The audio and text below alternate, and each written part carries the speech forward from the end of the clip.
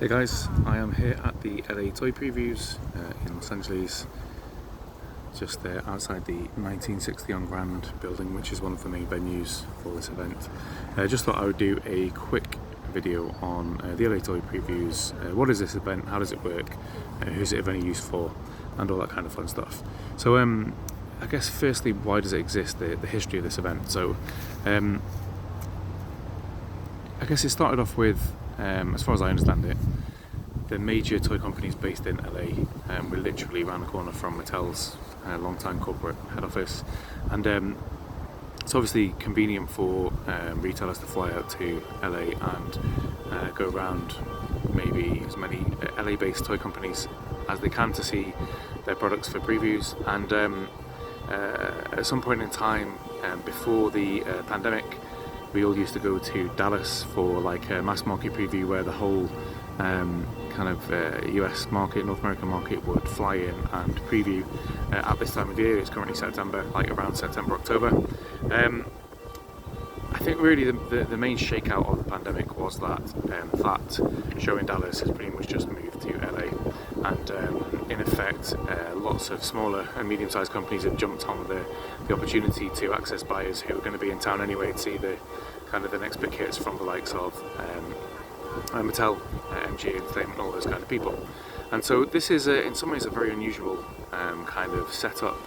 It's just a collection of office buildings around El Segundo in Los Angeles near the airport.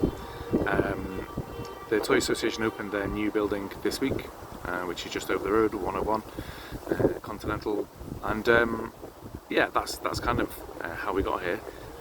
I guess then the format of how it works. It's not like one of the big toy shows where you get to walk around and access everybody and just walk on a booth and start chatting to people.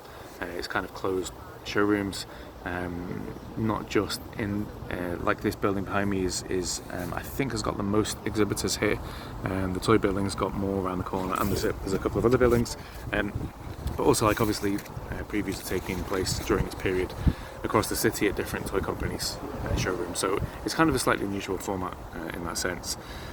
Because it's closed rooms, it's like in effect it's pre-booked meetings, right? So if you just turn up and try and drop in on people, it will look a little bit, not a lot, but it does happen, but a little bit weird. But also, I guess, it's not going to be very effective because most people will be in meetings, or they'll just think it's strange that you've dropped in when they didn't know you.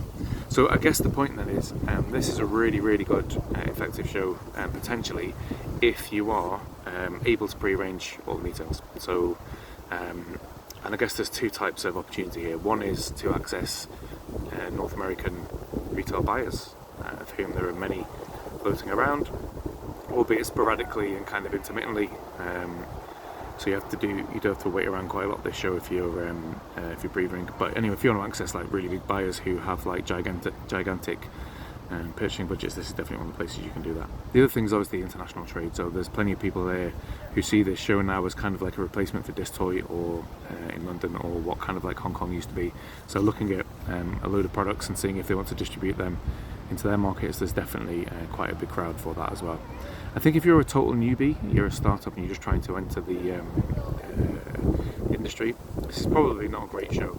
I mean, there's plenty of like after-hours networking meetings, which is all good, and you will definitely meet some people here. But what you won't really get to do is like the full daytime business on top. So I think if you're a complete startup and you're fresh to this, you should probably go to the New York Toy Fair if you want to access North America, or Spielwarenmesse, the toy fair in Nuremberg every year, if you want to access Nuremberg and the international markets. And I guess therefore, in conclusion, I would say this is not a show that's for everybody.